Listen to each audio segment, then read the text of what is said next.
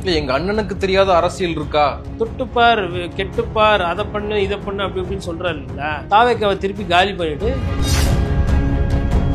40 நாட்களுக்கு பிறகு அண்ணன் முதல்ல சிரிப்பியே பார்க்கிறோம் அப்படின்னு. எதுக்கு எப்படி சிரிப்பாரு? 40 பேர் செத்ததுக்கு அப்புறம் எப்படி சிரிப்பு வரும்? தூக்கமே வந்திருக்கு. படமே ஆரம்பிக்கல, இது ட்ரெய்லர் தான். ட்ரெய்லர் உங்களுக்கு ஆதரவா இருக்குது. ஏன் ஆதவர்ஜனுக்கு வந்து இப்போ திமுக மீது கோவம் வருது இல்ல, அண்ணா திமுக மீது கோவம் வருது இல்லை, ஏன் பிஜேபி மேல கோவமே வர மாட்டேங்குது? ஆனால் சட்டையை பிடிச்சி அடிச்சனா பாரு அப்படின்றதெல்லாம் வந்து நாகரிகம் இல்லாத செயலுங்க. அவர் வயசு என்ன? நீங்க நக்கீரன் கோபால் பேசுறதுக்கு நீங்க எதிர் விமர்சனம் வைங்க, நியாயமா வைங்க. அடிச்சிருவேன், பிடிச்சிருவேன், தோச்சிருவேன். இப்ப அவரு சொல்றாரு எங்க வெளில வா பார்க்கலான்னு. நீங்க அவருதான் பேசணும் அப்படின்னு எப்படி நீங்க கட்டாயப்படுத்த? வாயில என்ன எதுனா புண்ணா ஒரு பை ஒண்ணு போட்டிருப்பாரு பிக் பாஸ்ல வர மாதிரி, அவ்வளவுதான். நீங்க அந்த பிக் பாஸ் பையை வச்சுதான் நீங்க வந்து கூட்டணிக்கு வந்தாதான் நல்லது, இல்லைன்னா வந்து நீங்க அழிஞ்சு போயிடுவீங்க, காணாம போயிடுவீங்கன்னு திமுகவே அதை செய்யும். திமுகவே அதை செய்யும். அது வந்து வெளி தோற்றத்துக்கு. உள்ள என்னன்னா நீங்க கூட்டணி வரலன்னா தேர்தல் நேரத்துல பூத்துல நாங்களும் வச்சு செய்வோம்.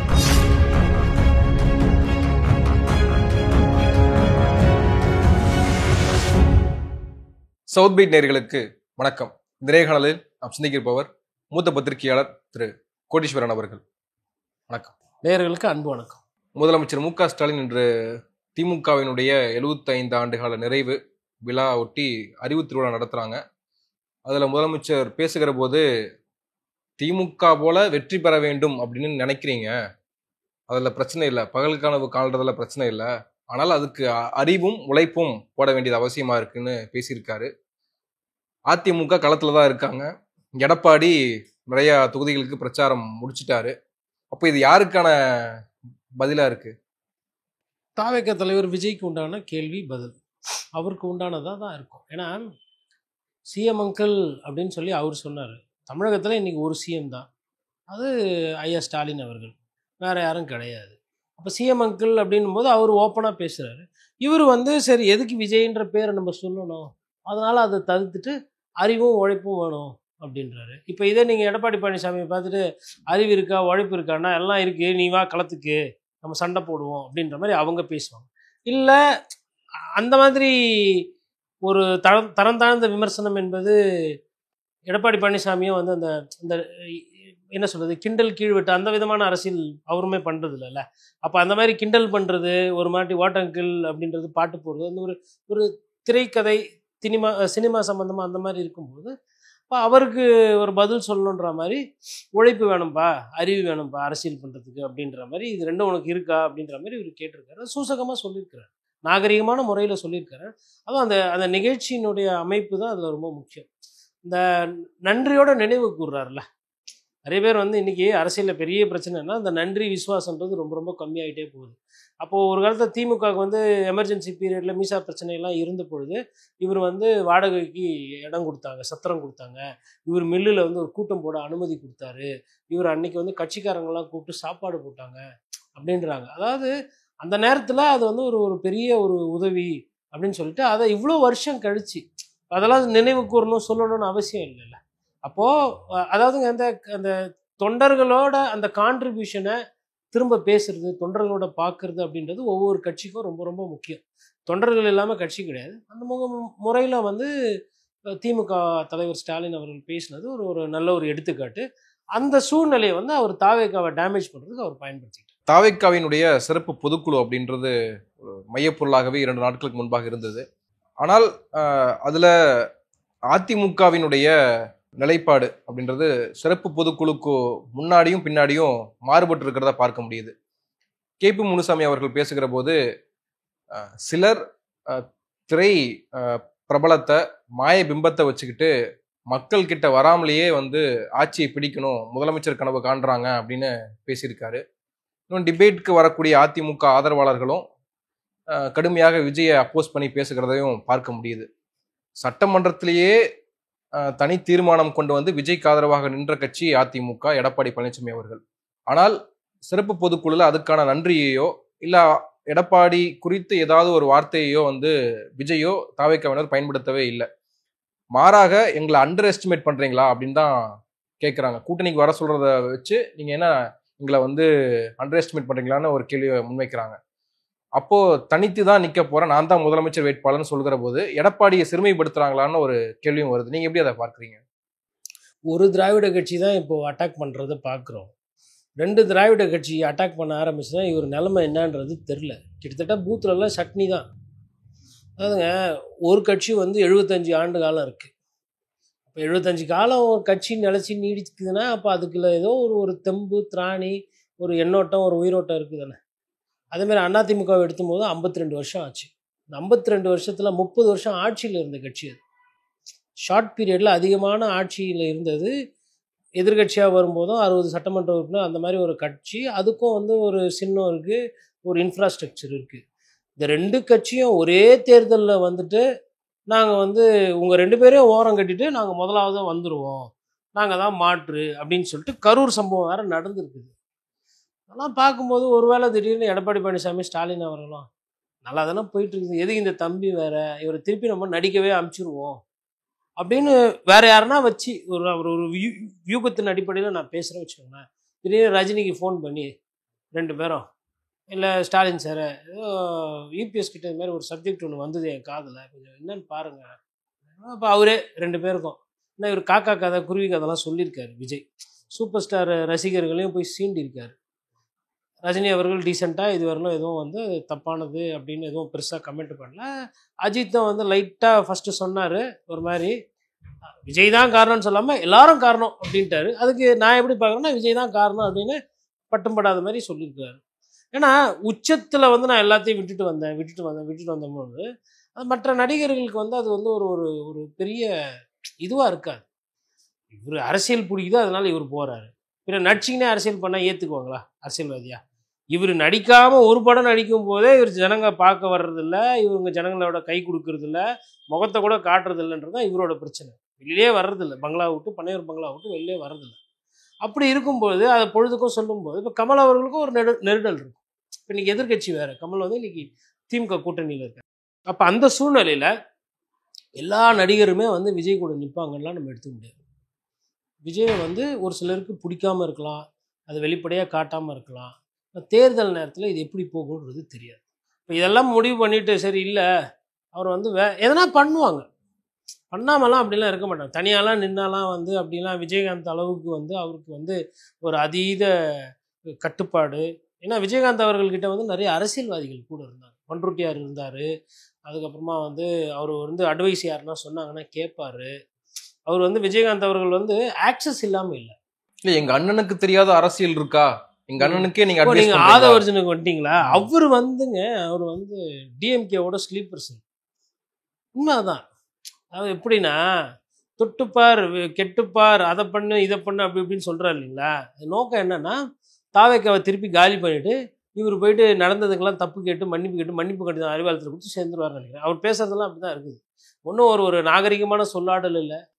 ஒரு ஒரு ஒரு பேச்சு எப்படி இருக்குது, ரவுடி பையன் ரவுடி இப்படின்றாரு, அப்புறம் தொட்டுப்பார் கிட்டுப்பார். ஏன் ஒரு மீட்டிங்க்கு தானே பேச வரீங்க, ஒரு 10 நிமிஷம் ப்ரிப்பேர் பண்ணிட்டு வர தெரியாது? என்ன எந்த ஊரில் வந்து என்ன பேசுறீங்கன்னா டீ கடையில் பேசுறதுன்னு வச்சுக்கோங்க. பொதுக்குழுவில் திருமண கூட்டத்தில் பேசுகிறவங்க கூட கொஞ்சம் கருத்தாக பேசுவாங்கல்ல. நாட்டில் பிரச்சனை இல்லாமலாம் இல்லை. திமுக ஆட்சி எல்லாம் சிறப்பாக நடக்குது, 5 போகம் நல்லா விளையுது, பாலும் தேனும் ஓடுது ஆற்றுல அப்படின்லாம் நம்ம சொல்ல முடியாது. குறைகள், பிரச்சனைகள், நாட்டில் வந்து சிக்கல்கள் இருக்குது, சட்ட ஒழுங்கில் ஒரு சில பிரச்சனைகள் இருக்குது, எல்லாம் இருக்குது. அதை வந்து எதனா பேசுவாங்கன்னா திருப்பியும் மறுபடியும் அதே பழைய பல்லவி. நீங்கள் பண்ணது சரி, நீ ஏன் லேட்டாக வந்த சொல்ல மாட்டீங்க, நீங்கள் ஏன் வந்து வரவங்களுக்கு தண்ணி கொடுக்க மாட்டீங்க, ஒரு சோறு வைக்க மாட்டீங்க, அதை சொல்ல மாட்டீங்க, ஒழுக்கமாக நடந்துப்பீங்கன்னா நடந்துக்க மாட்டோம். ஆனால் திருப்பி இதையே பேசிக்கிட்டு அதுக்கப்புறம் சிபிஐ, அப்புறம் கோர்ட் என்ன சொல்லிச்சு தெரியுமா அப்படின்னு சொல்லிட்டு அவங்க தலைவர் பேசுகிறார். அப்போ தலைமைக்கே அவ்வளோதான் புரிதல் இருக்குது, அவ்வளோதான் இருக்குது. அதை தான் ஸ்டாலின் அவர்கள் சொல்கிறார், அறிவு இருக்கா அப்படின்றத கிட்டத்தட்ட கேட்டிருக்காரு. கோர்ட் என்ன சொல்லிச்சு, நீங்கள் நிரபராதி, வந்தவங்க அவங்களாவே 41 பேர் அவங்களே தள்ளி கிள்ளி ஒருத்தர் மேலே ஒருத்தர் நின்று செத்து போயிட்டாங்க அப்படியா கோர்ட் சொல்லியிருக்குது? ஏதோ அன்நேச்சுரல் டெத்து தானே போட்டிருக்காங்க, எஃப்ஐஆர் பண்ணியிருக்காங்கல்ல, வழக்கு பதியப்பட்டிருக்குல்ல, விசாரணை நடந்துக்கிட்டு இருக்குது தானே. கோர்ட்டு வந்துட்டு ஒரு சில கேள்விகள் கேட்டுச்சு. உடனே கேள்விகள் வந்து இறுதி தீர்ப்பு வந்தது போல் அதை நினைத்து கொண்டு இன்னும் படமே ஆரம்பிக்கல, இது ட்ரெய்லர் தான், ட்ரெய்லர் உங்களுக்கு ஆதரவாக இருக்குது. எங்கே முன்னாடியெல்லாம் வந்து பிஜேபி பற்றி பேசிங்க, இப்போ பேசுங்க, சமீபமாக கொஞ்ச நாள் பேசுகிறதே இல்லை பொழுது, வர அறிக்கையில் தான் ஏதோ வருது. ஏன் ஆதவர்ஜுனுக்கு வந்து இப்போ திமுக மீது கோவம் வருது இல்லை, அண்ணா திமுக மீது கோவம் வருது இல்லை, ஏன் பிஜேபி மேலே கோவமே வரமாட்டேது? படத்துலலாம் வந்தது இல்லை, ஜிஎஸ்டி அந்த விஷயம்லாம் பேசும்போது நிஜ அரசியலில் வரவே மாட்டேன் பிஜேபி மேலே கோவம். அப்போ எனக்கு என்ன தெரியுதுன்னா, ஆதவ் வந்து கண்டிப்பாக தாவேக்காவை ஒரு பெரிய பின்னடைவில் கொண்டு போய் சேர்க்க போகிறார். இல்லை, நாங்கள் கட்சி ஆரம்பிக்கும் போதே பாஜகவுக்கு எதிரான ஒரு நிலைப்பாட்டை தான் நாங்கள் எடுத்துட்டு வரோம், பாஜகவோட ஒருபோதும் கூட்டணி கிடையாதுன்னு சொல்லிட்டு தான் நாங்கள் கட்சியை ஆரம்பிக்கிறோம். ஓகே, ரைட்டு, சரி. அப்போ அமித்ஷா அவர்களோட அவருக்கு மேலே இருக்கிற பிரச்சனைகள் அதெல்லாம் விமர்சனம் பண்ணுவாரா? இல்லை தமிழ்நாட்டில் ஓட்டே போடாமல் இருக்காங்களே பிஜேபிக்கு, அதை பற்றி எதனா பேசுவாரா? இல்லை 8% வந்து 8 வருஷம் கழிச்சு ஜிஎஸ்டி வரியை குறைச்சாங்களே, நடுவில் எவ்வளோ லட்சம் வந்து மக்கள்கிட்ட இருந்து பணம் வாங்கப்பட்டது, அதை பற்றி பேசுவாரா? எதுவுமே பேசுறது கிடையாது. வந்து திமுக மீது அவர் எதிர்த்து பேசணும். அது கூட என்ன திமுகவோட கொள்கையில் பிரச்சனையா, இல்லை திமுக எதனா ஊழல் பேசினாரா, இல்லை திமுக எதனா பிரச்சனை பேசினாரா? அதெல்லாம் கிடையாது. அவருக்கு அரசியலில் பாராளுமன்ற உறுப்பினர் ஆகணும், அந்த வாய்ப்பு கிடைக்கல. அதனால் அங்கேருந்து இன்னொரு இடம் போகிறாரு, அங்கே போய் அங்கேயும் கிடைக்கல. அதனால் அங்கேருந்து இப்போ தாவேக்க வந்து இங்கே நாளைக்கு பதவியோ இல்லை பாராளுமன்ற உறுப்பினரோ இல்லை எம்எல்ஏ சீட்டோ கிடைக்குன்னா இங்கேருந்து இன்னொரு கட்சிக்கு போகணும், அவ்வளோதான். நான் என்ன கேட்குறேன்னா, ஒரு லாஜிக் இருக்கணும். சம்பந்தமே இல்லாமல் நக்கீரன் கோபால் அவர்களை பற்றி பேசுகிறார். அந்த மனுஷனோட உழைப்பு என்ன, அவர் எங்கெல்லாம் போயிருப்பார் தெரியுமா உனக்கு? சத்தியமங்கலம் காடு எங்கே இருக்குன்னு உங்களுக்கு தெரியுமா? திம்பம் தாளவாடி ஏரி அந்த பக்கம் தெங்குமரடா இங்கே கீழே, அதெல்லாம் அது தெரியணும். எந்த தண்ணியில் முதல்ல இருக்கும், எந்த மலையில் எந்த பாம்பு இருக்கும் ஒன்றுமே தெரியாது. யானை எங்கே இருக்கும், சிறுத்தை எங்கே படுத்து கிடக்கும் ஒன்றும் தெரியாது. அந்த மாதிரி காட்டில் அந்த காலத்தில் செல்லுலாம் இல்லாதப்ப போய் பேசி கீசி வீரப்பன் இப்படி தான் இருப்பாருன்னு நாட்டு மக்களுக்கு காட்டினது நக்கீரன் கோபால், அவர் பத்திரிகை. அதே மாதிரி பத்திரிகையாளரை வந்து சந்திக்க மாட்டோம், எதுக்கு சந்திக்கணும்? இன்னொரு எடுத்துக்காட்டு சொல்கிறேன். இலங்கையில் தலைவர் பிரபாகரன் எப்படி வந்து போராட்டத்துக்கு பசங்களை தயார் பண்ணுறாரு, அவரோட அந்த இராணுவ கட்டமைப்புலாம் எப்படி இருக்குது, அவர் எப்படி பயிற்சி கொடுக்குறாரு விடுதலை புலிகளுக்கு அப்படின்னு சொல்லிட்டு அதை வந்து ஒரு தோணி மூலயமா யாருக்கும் தெரியாமல், கிட்டத்தட்ட கள்ளத்தோணி மாதிரி வச்சுக்கோங்களேன், அந்த மாதிரி இங்கேருந்து போட்டில் போய் ஸ்ரீலங்காவில் ராமேஸ்வரமாக போய் ஸ்ரீலங்காவில் இறங்கி அதை படம் பிடிச்சி காட்டி ஃபோட்டோ எடுத்து போட்டு அதை செய்தியாக்கி வெளியில் கொண்டு வந்து ஆர் பகவான் சிங். அந்த பகவான் சிங் கிட்ட அவர் என்னோட ஆசான், எனக்கு தொழில் சொல்லி கொடுத்ததுல அவருக்கு ஒரு பெரிய பங்கு இருக்கு. பிரதமர் கிட்ட என்ன பேசணும் அப்படின்றத இலங்கையிலிருந்து எம்பிக்கள் வந்து ஆர் பகவான் சிங் கிட்ட பேசிட்டு இதெல்லாம் மன்மோகன் சிங் கிட்ட டிஸ்கஸ் பண்ணலான்னு இருக்காங்க, நீங்க கொஞ்சம் சொல்லுங்க, ஸ்ரீலங்காக்கும் இந்தியாவுக்கும் இருக்கிற பிரச்சனைகள், அதுல இருக்கிற நட்பு எல்லாமே உங்களுக்கு தெரியும், இதை வெட் பண்ணுங்க, கரெக்டா இந்த ரெப்ரசன்டேஷன் ஓகேவான்னு சொல்லிட்டு ஸ்ரீலங்காவில் இருக்கிற பாராளுமன்ற உறுப்பினர் வந்து சென்னையில இருந்த ஒரு பத்திரிகையாளர்கிட்ட கேட்டு போய் பேசுவாங்க. பத்திரிகையாளர் ஏதோ வந்துட்டு சும்மா மைக்கு போட்டு அண்ணாமலை சொன்னப்ப 200 ரூபா வாங்கின்னு போறவங்கலாம் கிடையாது. உங்களுக்கு எதனா புஸ்தகம் படிச்சிருந்தா இல்லை பத்திரிகையாளர் சந்திப்பு நடத்தியிருந்தா 4 பேர்கிட்ட பழகிருந்தா தானே தெரியும். நீங்க பார்த்த ஒரே பத்திரிகையாளர் சினிமா பத்திரிகையாளர்கள். சார் அந்த ஒரு காட்சியில ஒரு ஜம்ப் பண்ணிருப்பீங்க பாருங்க சார் அப்படின்வான். அடடே அது என்ன ஒரு ஷாட் ஒன்று நச்சிருப்பான் பாரு, இவங்களுக்குள்ள பாராட்டி பேசுவாங்க. நக்கீரன் கோபால் ஒரு விமர்சனம் வைக்கிறாரு, அவருக்கு ஒரு எதிர் விமர்சனம் அப்படின்றது ஓகே. ஆனால் சட்டையை பிடிச்சி அடிச்சனா பாரு அப்படின்றதெல்லாம் வந்து நாகரிகம் இல்லாத செயலுங்க. அவர் வயசு என்ன இவ்வளவு பார்த்துருப்பாரு. நீங்க நக்கீரன் கோபால் பேசுறதுக்கு நீங்க எதிர் விமர்சனம் வைங்க, நியாயமா வைங்க. அடிச்சிருவேன், பிடிச்சிருவேன், தோச்சிருவேன். அவரு இப்ப பாருங்க, அவரு கம்மன் தான் இருந்தாரு, இப்ப அவரு சொல்றாரு எங்க வெளில வா பார்க்கலான்னு கூப்பிடுறாரு. தேவையா இது? நான் என்ன சொல்றேன்னா, ஊடகம் அவங்க வேலையை செய்யறாங்க. உங்களுக்கு பிரச்சனை இருக்கா வழக்கு போடுங்க, இல்லை நாகரிகமாக ஒரு தெளிவான ஒரு இது பண்ணுங்க. பொதுவில் வந்து பேசினா ஆளாளுக்கு இப்படி பேசிட்டு போனால் என்ன ஆகும்? இன்னொன்று, நீங்கள் இப்படி பேசும்போது இது என்ன ஆகும்னா, நான் எல்லா பத்திரிகையாரனும் தற்குறித்தனமாக, நான் இந்த வார்த்தையை பயன்படுத்துறது இல்லை, இப்போ நான் பயன்படுத்துகிறேன். எதனா கமெண்ட் போடுவோம், அசிங்கமாக கமெண்ட் பச்சையாக போடுவோம். இப்போ இதெல்லாம் பார்க்குறாங்கல்ல, தமிழ் சமுதாயத்தில் இருக்கிறவங்கலாம் பார்க்குறாங்க. உங்கள் வார்த்தையிலேருந்து இந்த மாதிரி அநாகரிகமான வார்த்தைகள் பொது வாழ்க்கையில் வருது. வண்டியா குடும்பத்தை பற்றி பேசுறது, ஆபாசமாக பேசுறது, அதெல்லாம் நல்லாவா இருக்கு? இதையா அண்ணா சொல்லி கொடுத்தாரு? இதுக்காக நம்மளோட தாத்தா திருவள்ளூர்னு நம்ம கொண்டாடுறோம்? இல்லை இதுக்காக வந்து அப்துல் கலாம் வந்து இளைஞர்களே எழுந்துங்கன்னு சொன்னார்? இதுவா தமிழ் சமுதாயம்? இதுவா நம்ம கலாச்சாரம் பண்பாடு? அந்த ஆபாசமான வார்த்தைகள் வந்து அசால்ட்டா வருது தாவேகா தொண்டர்கள் கிட்ட. என்ன சொல்ல வரீங்க? நீங்க ஒண்டிதான் கட்சி, இல்லை நாம் தமிழர் கட்சியை பற்றி விமர்சனங்கள் இருக்குங்க, நானுமே தவறா இல்லை, அண்ணா மாற்றி பேசுவார், அதான் நானுமே கோடிட்டு காமிச்சிருக்கிறேன். யாருமே வந்து அந்த அருவருப்பான கமெண்ட்ஸ்லாம் வராது. சரி, நான் இதெல்லாம் கவலைப்படுறதே கிடையாது. புரியுதுங்களா? நம்ம பார்க்குறவங்களுக்கு நம்ம தன்மை என்ன, நம்ம தராதரம் என்ன, நம்ம வார்த்தையில் என்ன மாதிரி சொல்லு வருதுன்றதை பார்ப்பாங்க. ஆமாம், இந்த தம்பி வந்து காமராஜர் ஐயாவையும் அண்ணாவையும் படிச்சுட்டு இது பேசுது அப்படின்ற மாதிரி நான் பேர் எடுத்துன்னு போயிடுவேன். எனக்கு ஒன்றும் பிரச்சனை கிடையாது. நான் வெறும் பத்திரிகைக்காரன் தான். ஆனால் நீங்கள் என் போன்ற பத்திரிகையாளர் நிறைய பேர் இருக்கிறாங்க. எல்லாருமே வந்து ஒரு பார்க்கறது இல்லை, சந்திக்கிறது இல்லை, ஒரு வந்து ஒரு ஒரு ப்ரெஸ் மீட் வைக்கிறது ஒரு தைரியம் இல்லை. அதான் உண்மை. ஆனால் அங்கே போயிட்டு வந்து ஊடகத்தில் இருக்கிற ஒரு சில பேரை வந்து சிங்கிள் அவுட் பண்ணி பேசு. இப்போ உங்களுக்கு வந்து அடிப்படையில் ஒரு விஷயம் புரியல. மகாத்மா காந்திக்கும் பத்திரிகைக்கும் ஒரு பந்தம் இருந்தது. நேரு அவர்களும் பத்திரிகை விஷயத்தில் நட்பு பாராட்டுவார். எனக்கு தெரிஞ்சுக்கிறது நாட்டு நடக்கும். கலைஞர்களுக்கு தெரியும். சசிகலா சொல்கிறோமே இன்னைக்கு, அவங்களுக்கு எப்படி அந்த நாலேஜ் ஜாஸ்தி? ஏன்னா அவங்க பிஆர்ஓவாக இருந்தார் நடராஜன் சார். அவங்கக்கிட்ட இருந்து அந்த டெய்லி பேப்பர் படிக்கிறது, ப்ரெஸ்ஸு கட்டிங்கு, கிளிப்பிங்கு, ஒரு பிஆர்ஓனா என்ன வேலை பண்ணணும், அரசியல்வாதி எப்படி பண்ணணும், லோக்கலில் என்ன இஷ்யூ, கலெக்டருக்கே அட்வைஸ் பண்ணுற அளவுக்கு இருப்பாங்க ஒரு சில பிஆர்ஓ ஏபிஆர்ஓ. இல்லை, இப்போ பத்திரிக்கையாளர் சந்திக்கிறது அப்படின்றதுல தவைக்கா நிர்வாகிகள், அடுத்த கட்ட நிர்வாகிகள்லாம் வந்து பத்திரிக்கையாளரை சந்திக்கிறோம், டிபேட்ல கலந்துக்கிறோம், அவருடைய விஷயங்களை அவருடைய கருத்துக்களை நாங்க பகிர்றோம், நீங்க அவருதான் பேசணும் அப்படின்னு எப்படி நீங்க கட்டாயப்படுத்த? வாயில என்ன எதுனா புண்ணா, என்ன எதுனா கையெறி குண்டு போட்டு மெல்லவா சொல்றாங்க? பத்திரிகையாளர் சந்திப்பு தானே. பத்திரிகையாளர் சந்திக்காம அப்ப நீங்க வந்து அப்படியே இருக்கீங்கன்னா அப்போ ஜியோ நீங்களும் ஒன்று தானே. மோடிஜி கூட பிரைம் மினிஸ்டர் பார்க்க மாட்டாரு. ஆனா அவர் சிஎம்ஆ இருந்தப்பெல்லாம் பார்த்தாரு. இல்ல, அவரு கூட சந்திச்சிருக்காரு. அது செட்டிங் பண்ணி சந்திப்பாரு சார், அது பிரச்சனை இல்லை. அட்லீஸ்ட் அதுவாச்சும் பண்ணுவார். அட்லீஸ்ட் வெளிநாட்டில் இருக்கிற வெள்ளக்கார பத்திரிகையாளரை கூப்பிட்டு அப்படி இப்படின்னு ஏதோ ஒன்று பண்ணுவார். ஃபோட்டோகிராஃபர்ஸ்னால் பிடிக்கும் அவருக்கு. ரிப்போர்ட்டர்ஸ் அது கூட ஃபோட்டோகிராஃபர் அலோவ் பண்ணிடுவார். மோடிஜி அவர்களை பொறுத்தவரைக்கும் பார்த்தீங்கன்னா ஃபோட்டோகிராஃபர் அலோவ்டு. ஏன்னா விலை மதிப்பு உள்ள கோட்டு, சூட்டு, தொப்பி எல்லாம் ஆடை அலங்காரம்லாம் இருக்கும்போது அது காட்சி அழகாக காட்டணும்ல, தனியாக அப்படி நடந்து போகிற மாதிரி அதெல்லாம் பண்ணுவார். இவர் அதுவுமே அலௌடு இல்லை. எல்லாமே சொந்த ப்ரொடக்ஷன் தான், வெளியாளு அலௌடே கிடையாது. அப்புறம் அந்த ஒரு பை ஒன்று போட்டிருப்பாரு பிக் பாஸில் வர மாதிரி, அவ்வளோதான். அது வந்து அவர் தானா, நீங்கள் அந்த பிக் பாஸ் பையை வச்சு தான் தொலைவுலேருந்து பார்த்து கன்ஃபார்ம் பண்ணிக்கலாம். ஓகே, விஜய் சார் தான் போகிறாரு அப்படின்னு. இல்லை, தெரியாது. ஏங்க புதுசாலாம் ஏதோ ஸ்ரீஹரிகோட்டா போய் டெய்லி ராக்கெட் சயின்ஸ்லாம் யாரும் படிக்க சொல்லல. இல்லை உங்களுக்கு வந்துட்டு ஏதோ எக்கனாமிக்ஸு, ட்ரிக்னாமெட்ரி, சைபர் சைக்கோனெட்ரிக்ஸு, அது மாதிரி புரியாத பாஷைகள்லாம் இருக்குல்ல, பைத்தான், இந்த ஐடிலெலாம் படிக்கிறாங்களே, க்ளவுடு, கம்ப்யூட்டிங்கு, காம்பவுண்டிங், இதெல்லாம் யாரும் பேச சொல்ல. மக்களுக்கு உண்டான அடிப்படை அரசியல்.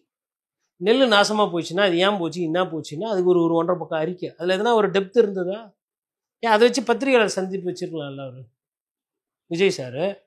வந்தவொடனே கேட்பாங்க, அது பாருங்கள் வெறும் விவசாய பிரச்சனை, நெல் பிரச்சனை பண்ணி நான் பேசுவேன், அவ்வளோதான். 10-15 நிமிஷம் 2-3. நாங்கள் மக்கள் கிட்ட இருக்கிறோம், நாங்கள் பத்திரிகையாளர்களை சந்திக்கணும், நாங்கள் மக்கள் கிட்ட போகிறோம், மக்களுடைய பிரச்சனை. நல்லா போனீங்க கரூரில் மக்கள் கிட்ட பிரச்சனை ஆனதுக்கு பிறகு. அப்புறம் எந்த மக்களை போய் பார்த்தீங்க? கரூரை தாண்டி கரூரில் பாதிக்கப்பட்டவர்களை தவிர்த்து எதனா பொதுமக்களை இல்லை சொந்த கட்சிக்காரரில் அந்த அந்த பொதுக்குழு விட்டுருங்க, அதை தாண்டி எதனா ஒரு கல்யாணத்துக்கு இல்லை ஏதோ ஒரு ஃபங்க்ஷனில் இவர் போகிறாங்க, மக்கள் கூடவே இல்லைங்க. அவர் மக்களுக்கு ஒரு எட்டா கனியாக தான் இருக்கார். ஆனால் இதே கனின்றார் அவர். அதனால தான் அதிமுக இப்போ டென்ஷனாக ஆகிறாங்க, கோவப்படுறாங்க. அவங்க வந்து ஏதோ கூட்டணி வருவாங்க அப்படின்ற மாதிரி அமைதி காத்தாங்க. இப்போ அவங்களும் ஆரம்பிச்சிட்டாங்க. இதில் இன்னும் ஃபஸ்ட்டு வந்து செல்லூர் ராஜு அவர்கள் அதெல்லாம் வந்து ட்ரெய்லர் தான், இனிமேல்ட்டு தான் இருக்குது அதிமுகவில் எப்படி பேச போகிறேன். இப்போ தானே இப்போ ஆரம்பிச்சிருக்கிறாரு, நல்லா போவோம் இனிமேல்ட்டு. விஜயுடைய நோக்கம், அதாவது எல்லாருமே சொன்னாங்க கரூர் சம்பவத்துக்கு பிறகாக வந்து நீங்கள் இங்கே வந்துருங்க, வந்து தான் திமுகவை எதிர்க்கணும், திமுகவை வீழ்த்தணும், அப்படின்னா எல்லாரும் ஒன்றிணைந்து திமுகவை வீழ்த்தலாம், எல்லாரும் வாங்க, அப்படிதான். அதுதான் வந்து லாஜிக்கலாகவும் கால்குலேஷன் போட்டு கூட ஸ்ட்ராட்டஜிஸ்டாகவும் வந்து அதான் எல்லாருமே சொன்னாங்க. ஆனால் நான் தனித்து தான் களம் காண போறேன். இல்ல செல்லூர் ராஜு சொன்ன கருத்து இல்லைங்களா நீங்க சொல்றது? இல்ல ஆர்வி உதயகுமார் எல்லாருமே அதிமுகவினர் எல்லாருமே சொன்ன கருத்து அதுதான். ஆனா மீண்டும் முதலமைச்சர் வேட்பாளர் நான் தான், நாங்க தான் வந்து விஜய் தான் கூட்டணி குறித்து முடிவெடுப்பார் அப்படின்றப்போ, அப்போ என்னதான் விஜயினுடைய மனசுல இருக்கு? திமுகவை வீழ்த்தணும்னு நினைக்கிறாரா, இல்ல அந்த அளவுக்கு இன்ஃப்ராஸ்ட்ரக்சர் இருக்கு, நான் எங்களால வீழ்த்த முடியும்ன்ற நம்பிக்கை அவருக்கு இருக்கா? அதீத நம்பிக்கை இருக்கு, அதான் பிரச்சனை. பூத் லெவல் அரசியல், ஒன்றிய செயலாளர் அரசியல், வட்ட செயலாளர் அரசியல், மாவட்ட செயலாளர் அரசியல், வேட்பாளர் அரசியல். ஒரு சில நேரத்தில் மாவட்ட செயலாளர் பிடிக்காத வேட்பாளருக்கு தலைமை சீட்டு குத்துச்சுன்னா மாவட்ட செயலாளர் அரசியல் பண்ணாங்க. இதெல்லாம் வந்து கீழே இருக்கக்கூடிய பிரச்சனைகள். இதெல்லாம் என்னன்னே தெரியாது. அவங்க என்ன நினச்சிட்டு இருக்காங்கன்னா, அரசியல்னா முதலமைச்சர் பதவியில் யார் இருக்கிறாங்களோ அவங்கள எதிர்த்து விமர்சனம் பண்ணுறதும் அவங்கள எதிர்த்து கேள்வி கேட்கறது ஒண்டி அரசியல்னு நினைக்கிறாங்க. இதை பத்திரிகையாளர்களும் பண்ணுறாங்க. இது அரசியலா? பத்திரிகையாளர் பண்ணுறது இது விமர்சனம். இப்போ நீங்கள் என்ன பண்ணுறீங்க? விமர்சனம் பண்ணுறீங்க. சோ ராமசாமி இருந்தார், விமர்சனம் பண்ணுவார். சோ ராமசாமி என்ன போய் தேர்தலில் நின்னாரா? அப்போ நீங்கள் என்ன பண்ணுறீங்க? அரசியல்ன்றது அப்படி இல்லை. அரசியல்ன்றது ஒரு உணர்வு. இந்த தலைவர் நமக்கான தலைவர். இவருக்கு நம்ம பிரச்சனை புரியுது, நம்ம சொல்லாமலே புரியுது. நமக்கு வந்து பார்த்தாரு, நமக்காக குரல் கொடுத்தாரு, செய்வார், செஞ்சு காட்டியிருக்காரு, ஓட்டு போடலாம். இப்படி இந்த நம்பிக்கையின் அடிப்படையில் வர்றது. ஆனால் நீங்கள் என்ன நினைக்கிறீங்கன்னா, திரையில் பார்த்துட்டு காட்சியில் காட்டிட்டு படத்தில் சர்க்காரில் பார்த்தீங்களா எப்படி எதிர்த்து கேள்வி கேட்டார், இப்போ பாருங்கள் இப்போ எப்படி கேட்க போகிறாருன்ற மாதிரி ஒரு பிம்பத்தில் அவங்க அந்த கட்சியை அமைப்பு எடுத்துருக்காங்க. இப்போ டிடிவி ஒரு கருத்து சொல்றாரு, 2ஆம் இடத்துக்கு தாவேக்கா வரப்போகிறது, 3ஆம் இடத்துக்கு அதிமுக போயிடும். இவர் எத்தனாவது இடத்துக்கு போக போறாரு அது சொன்னாரா? நான் சொல்லலாம், நான் பத்திரிகைக்காரன். உண்மையாக இருக்கும், சம்டைம்ஸ் அந்த தரவுகள் தப்பாக போகும். இவர் ஒரு சீசன்ட் அரசியல். இவர் எதுக்கு தமிழகத்தில் அரசியல் பண்ணின்னு இருக்காரு? இவர் ஆட்சி மாற்றம் வேணும், திமுக வீழ்த்தணும், நானே ஒரு முதலமைச்சர் வேட்பாளர் அப்படிலாம் பேசப்பட்டதெல்லாம் இருக்குல்ல. டிடிவிக்கும் நாளைய முதல்வரெல்லாம் போஸ்டர் ஒட்டின காலம் உண்டு. ஆர்கே நகர் ஜெயிச்ச உடனே வருங்காலமே எதிர்காலமே நாளைய முதல்வர் மக்கள் செல்வர் எல்லாம் பண்ணாங்க வச்சாங்க. இன்னைக்கு பப்ளிக்கே போய் சந்திக்க மாட்ட ஒரு தலைவர் விஜய். அவர் 2வது வருவார், 3வது வருவார். அப்போ நான் என்ன புரிஞ்சுக்கிறேன்னா, டிஎம்கே ஜெயிக்கணும் அப்படின்னு வேண்டி எடப்பாடி பழனிசாமி தோக்கணுன்றதுனால அவர் வந்து என்ன சொன்னா, தாவேக்கா 2வது இடம் வந்துடும். என்னைக்குன்னா பிளேயர்ஸ்குள்ள எந்த பிளேயர்னா இப்போ 8 பேர் கிரிக்கெட் விளையாட போகிறாங்க, 8 டீம் இல்லை ஒரு 8 பேர் தனித்தனியாக விளாட்றாங்க. இவர் செகண்ட் வந்துடுவார், இவர் தேர்ட் வந்துடுவார். எந்தனா பிளேயர் சொல்லி நீங்கள் பார்த்துருக்கிறீங்க ஸ்போர்ட்ஸில்? நானே சதுரங்க விளையாட்டு விளையாட போகிறேன், செஸ்ஸு. 8 பேர் விளாட்றாங்கன்னா இப்போ அவன் ஃபஸ்ட்டு வந்துடுவான்ப்பா, இவன் தேர்ட் வந்துடுவான், இன்னொரு பிளேயர் சொல்லுவான். நான் ஜெயிக்கிறதுக்கு தான் நான் பார்ப்பேன், என் காய்களை நான் ஜெயிக்கிறதுக்கு தான் நவுக்குறேன். ஆனால் ஒரு சில பேர் என்ன பண்ணுறாங்கன்னா, இப்போ புதுசாக ஓபிஎஸ் அவர்கள் டிடிவியும் எனக்கு என்னமோ தாவேக்கா 2வது வந்துடும் தோணுது, எனக்கு என்னமோ திமுக ஃபஸ்ட்டு வந்துடும் தோணுது, எனக்கு என்னமோ அண்ணா திமுக 4வது 5வது 3வது, ஒருத்தர் 3வது, ஒருத்தர் 4வது, ஒருத்தர் 5வது. சரிப்பா நீங்களாம் எத்தனாவது வர போகிறீங்க? அதெல்லாம் இல்லை, இவங்க பின்னாடி வந்துடுவாங்க. விஜயை தூக்கி பிடித்து ஆல்ரெடி அதிமுகவில் ஒரு சிலர் அந்த தப்பு பண்ணாங்க, நீங்களும் இப்போ பண்ணுறீங்க. என்ன சொல்கிறேன்னா, விஜய் அவர்களுக்கு பயிற்சி தேவை. விஜய் அவர்கள் வந்து ஏதோ ஒரு எதிர்ப்பு அரசியல் பண்ணுறாரு, ஆனால் அது அரசியல் மயம் ஆக்கப்படவில்லை. இன்னும் வந்து தொண்டர்களை இன்னும் நெறிப்படுத்தணும், மக்கள் பிரச்சனைகள் பேசணும், வெளியில் வரணும். ஃபஸ்ட்டு வெளியிலேயே வரமாட்டேன், நான் காரு கண்ணாடியை கூட இறக்க மாட்டேன். ஏங்க நிறைய பேர் உண்மையிலே நம்ம போகிற இடத்துல பேசணும்னா விஜய் அவர்களோட கை கொடுக்கணும், பேசணும், தொட்டு பார்க்கணும், அவரை புகைப்படம் எடுத்துக்கணும். அவ்வளோ ஆசைகள் அதிகமாக இருக்குது மக்கள். அவங்களோட குறைந்தபட்ச ஆசை விஜயை நாம் பார்க்கணும். ஒரு தலைவனா ஃபஸ்ட்டு அதை பூர்த்தி செய்யும், மக்கள் பிரச்சனைக்கு அப்புறம் வரலாம். ஒரு தொண்டர்களுக்கோட இல்லை விஜயோட ரசிகர்களுக்கு உங்கள் கூட நெருங்கி பழகணும். நெருங்கினா டெய்லி காலைல டிஃபன் சாப்பிடணும், மத்தியானமே கூட இருந்தணும், நாய்க்குட்டி மாரி பக்கத்துலேயே வச்சு அப்படி கிடையாது. ஒரு ஃபோட்டோ எடுத்தால் மேபி வீட்டில் போட்டுக்கோங்க, இல்லை ஒரு செல்ஃபோனில் ஒரு ஃபோட்டோ எடுத்தால் அவங்க செல்ஃபோனில் டிபி வச்சு, அவ்வளோதான். இந்த தொண்டனுக்கு வந்து உங்கள் மேலே இருக்கக்கூடிய எதிர்பார்ப்பு அவ்வளோதான். உங்கள் கொடியை பார்த்தா சிரிப்பாங்க, அவ்வளோதான். இந்த தொண்டரோட குறைந்தபட்ச கோரிக்கையை கூட நிவர்த்தி செய்ய முடியாமல் பூர்த்தி செய்ய முடியாத ஒரு தலைவர் தான் இன்னைக்கு விஜய் அவர்கள். தொண்டர்கள் எவ்வளோ பேர் இருப்பாங்க? 6.5 கோடி பேரில் வாக்காளரில். அவங்கள கேட்டால் சரி ஓகே ஒரு 1 கோடி வச்சுப்போமா, ஏன்னா எல்லாருமே 1 கோடி 2 கோடி தான் உறுப்பினர் சேர்த்து. நீங்கள் திமுக கேட்டால் 2 கோடினுவாங்க, அண்ணா திமுக கேட்டால் 2 கோடினுவாங்க, பாட்டாளி மக்கள் கட்சி கேட்டால் அவங்க ஒரு 2 கோடி சொல்லுவாங்க, நாம் தமிழர் கொஞ்சம் சொல்லுவாங்க. இப்படியே போனால் தமிழக ஜனத்தொகை 30 கோடிக்கு போயிடும். சரியா? அதை மேபி அதான் இவருக்குமே கோடியிலே கொடுப்போம். ஏன்னா ஒரு 1 கோடி 1.5 கோடி பேர் இருப்பாங்களா? ஃபஸ்ட்டு இந்த 1.5 கோடி பேரோட அந்த ஆசை இருக்கு இல்லையா, அதில் எல்லாருக்குமே வந்து ஃபோட்டோ எடுக்கணும்னு இருக்காது. ஒரு சில பேர் விஜய் எனக்கு பிடிக்கும், நான் அவருக்காக ஓட்டு போடுவேன், அதுக்குன்ட்டு அவர் ஊட்டாண்டெல்லாம் போய் 5 மணி நேரம் நிற்க முடியாதுன்னு இருப்பாங்க. கொஞ்சம் அந்த சுயமரியாதை, ஷோல்டர் டு ஷோல்டர். நீ உன் துறையில் பெரியாள்னா நான் என் துறையில் பெரிய. எதையும் எதிர்பார்க்காத உழைக்கக்கூடிய தொண்டர்கள் 1.5 கோடி தொண்டர்கள் வந்து தாவேக்கால இருக்காங்க. சரி, அதான் அதில் ஒரு 10 லட்சம் பேருக்கு ஃபோட்டோ எடுக்கணும்னு ஆசை இருக்கு, ரைட்டுங்களா? அதெல்லாம் ஃபஸ்ட்டு எடுங்க. டெய்லி ஒரு 1000 பேருக்கு அப்பாயின்மெண்ட் கொடுங்க, வெறும் தொண்டர் வரலாம். அதாவது கை கொடுக்கணுன்னா காலையில் ஒரு 500 பேர் கை கொடுத்துட்டு போயிடலாம். அது ஃபாஸ்ட்டு குயிக் தர்ஷன். சாமியெல்லாம் பார்ப்போம்ல நம்ம கோயிலுக்கு போனால், சாமி எதுவுமே பண்ணாது.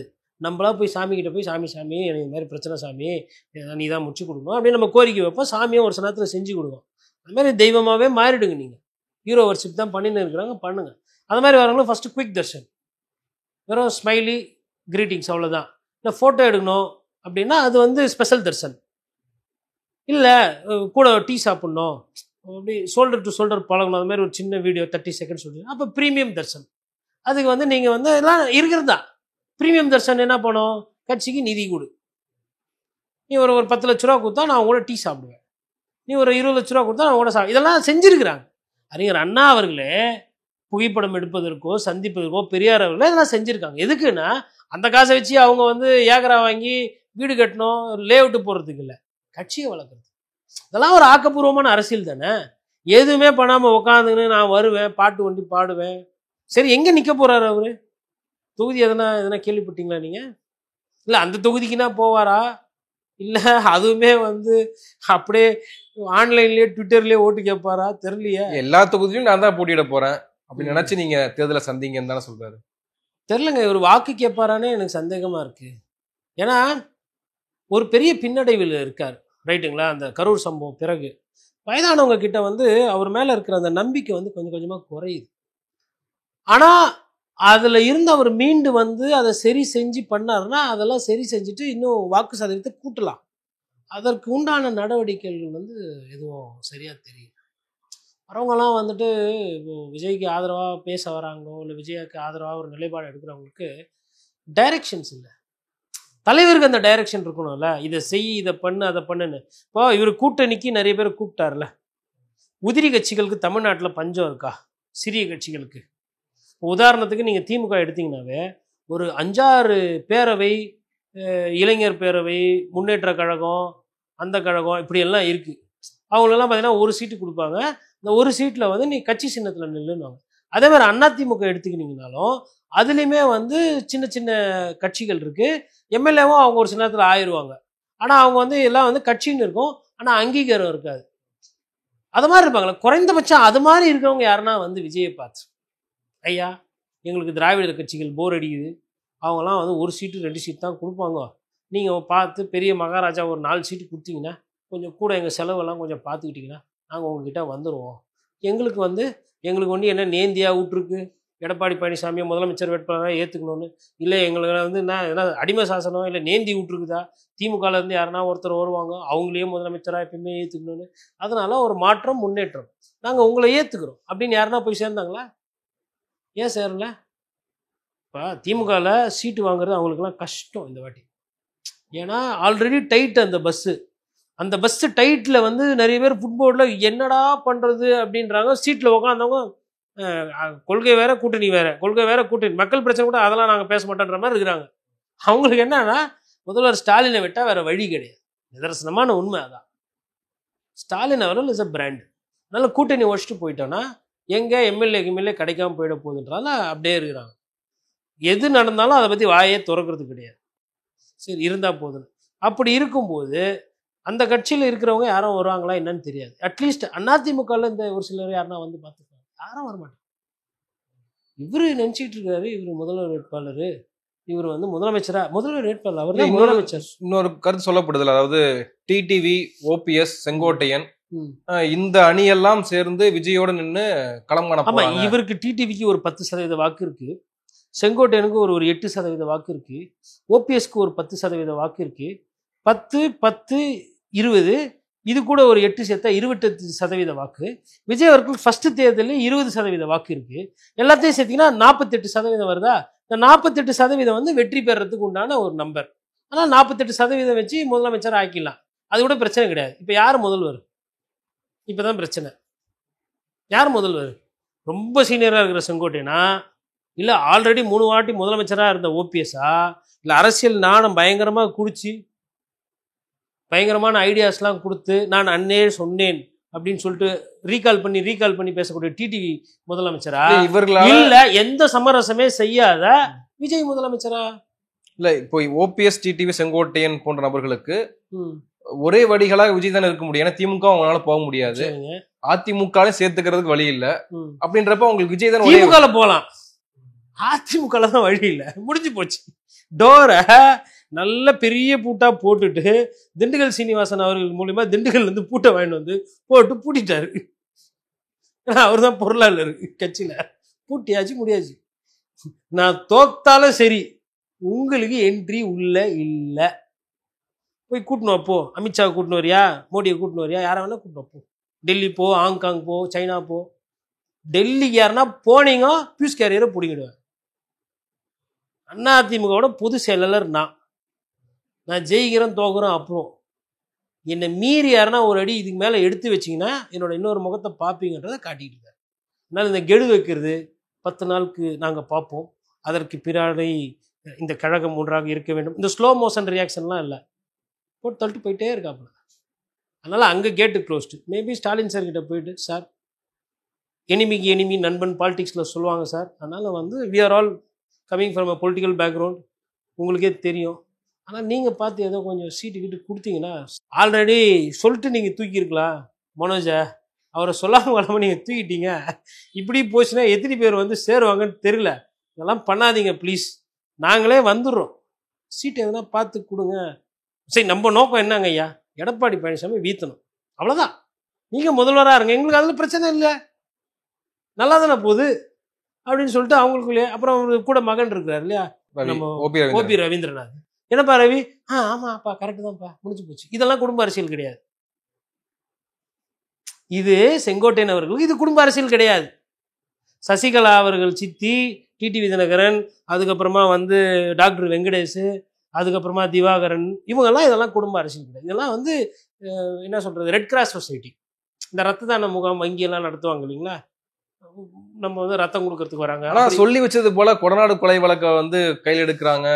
டிடிவி செங்கோட்டையன் போன்ற நபர்கள் சொல்றாங்க, கொடநாடு கொலை வழக்கை ஏன் ஸ்பீடப் பண்ணல, நீங்க ஆட்சிக்கு வர்றதுக்கு முன்னாடி என்ன சொன்னீங்க, பி டீம் யாரு, திமுக பி டீம் எடப்பாடி தான், இவங்க ஒரு குற்றச்சாட்டு. தூக்கத்துல இதை மக்கள்கிட்ட விட்டுருங்க. ஃபர்ஸ்ட் அடிப்படையில் அதிமுக தொண்டர்களோ திமுக தொண்டர்களோ எடப்பாடி பழனிசாமி ஸ்டாலினோட பி டீமோ இல்லை ஸ்டாலின் எடப்பாடி பழனிசாமிக்கு ஹெல்ப் பண்றாரு அப்படின்னு சொன்னா, தொண்டை தூக்கத்தில் யாராவது குஷ்டு வளர்றதுன்னு கேட்பாரா, கேட்க மாட்டாங்களா? நான் நகைச்சுவைக்காக சொல்ல, அடிப்படையில் திமுக தொண்டருக்கு ரெட்டலையை பார்த்தா கடுப்பாவாங்க. இந்த சின்னத்தை தோக்கஸ்ட்டு தான்டா பூத்தில் மறு வேலை. இது திமுக. அதிமுக பார்த்தோன்னா உதயசூரியனா சார்ஜ் பண்ணி இவங்க இந்த சின்னத்தை இப்படி இருக்கிற கட்சியில் போயிட்டு இவங்க 2 பேருக்குள்ளே ஏ டீம் பி டீம்ன்றது அதெல்லாம் ஏற்புடையதா? அவர் தான் சொல்கிறாரு, ஸ்டாலின் தானே சொல்கிறாரு, 8 தோல்வி எடப்பாடின்னு சொல்கிறாரு. பி டீமாக இருந்தால் அவ்வளோ மோசமாக விமர்சனம் பண்ணுவார். நீங்கள் பாஜக கிட்ட நீங்கள் கொஞ்ச நாள் அடமானத்தில் இருந்தீங்க, இதெல்லாம் வன்மையான ஒரு கருத்து தானே. இதெல்லாம் பி டீமாக இருந்தால் சொல்ல வருமா உங்களுக்கு? வராது. அதே மாதிரி அவரும் எதனா சமரசம் பண்ணிக்கிறாரா? நான் ஐயா எடப்பாடி பழனிசாமி முதலமைச்சராக இருக்கும்போது நான் ஒரு பத்திரிகையாளனா ஒரு விமர்சனம் வச்சேன். என்ன விமர்சனம்னா, கலைஞர் அவர்களுக்கு மெரினா பீச்சில் இடம் கொடுக்காம அரசியல் பண்ணது தப்பு, இது தவறு. அவர் ஒரு முதலமைச்சர், இங்கே மனிதாபிமானம் தான் முக்கியம், அரசியல் அப்பால போகணும் அப்படின்னு சொல்லி நான் பேசினேன். அது என்னைக்கும் பேசுவேன். ஆனால் அதிமுக ஒரு சில தொண்டர்களுக்கு என்னன்னா, இல்லைங்க கொடுக்கக்கூடாது. ஏன் அந்த அதிமுக தொண்டை அப்படி நினைக்கிறாங்க? அப்படி கட்டமைச்சிட்டாங்க கட்சியை. ஐயா காமராஜரோ அண்ணாவோ இல்லை, இயல்பாகவே சண்டைக்கோழி மாதிரி 2 சண்டைக்கோழி, ஒன்று ஜாவா அப்படின்னா ஒன்று யாக்குத்து. இது அந்த கோழியோட பிரீடு. இதை பார்த்தா இது எகிரும், அத்தை பார்த்தா இது எகிரும், அடிச்சுக்கும். இதுதான். இதில் போயிட்டு இதுக்குள்ளெல்லாம் போயிலாம் மீன் பிடிக்கிறது அரசியல்லாம் பண்ண முடியாது. இருதுருவ அரசியல் தான் இங்கே. நடுவில் விஜய் வேற தான், நானும் சண்டைக்கோழி வச்சுக்கிறேன், இந்த தனுஷ் படத்தில் எடுத்துகிட்டு வருவாங்க இல்லையா, வேட்டைக்காரன் படத்தில், அந்த மாதிரி இவரும் வரணும்.